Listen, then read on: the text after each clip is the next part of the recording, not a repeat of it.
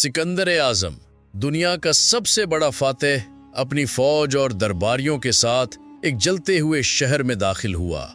सूरज की तपिश से जमीन दहक रही थी और फौजियों के चेहरे पसीने से शराबोर थे। रास्ते में एक खस्ता हाल फकीर धूप में बैठा अपनी आंखें बंद किए हुए था। सिकंदर की नजर उस पर पड़ी और उसकी पेशानी पर बल पड़ गए। उसने घोड़े को रोका और अपने मुहाफिजों को इशारा किया कि वो पीछे हट जाएं। उसने फकीर से मुखातिब होकर कहा, मैं सिकंदर हूँ, दुनिया का हुक्मरान, बता तुझे क्या चाहिए।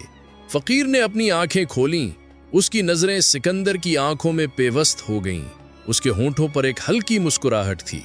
उसने जवाब दिया, ऐ सिकंदर, तुम अजीम हो, लेकिन इस वक्त तुम मेरी धूप रोक रहे हो, जरा एक तरफ हो जाओ। सिकंदर हैरत से दम बखुद रह गया। उसकी सल्तनतें, उसकी फतूहात, सब उस फकीर की बेनियाजी के सामने हैच थीं। उसने अपने साथियों की तरफ देखा।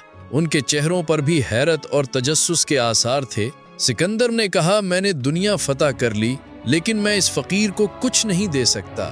उसके पास वो सुकून है, वो कनात है जो मेरे पास नहीं। उसके बाद सिकंदर ने अपने घोड़े को मोड़ा और अपनी फौज को लेकर आगे बढ़ गया।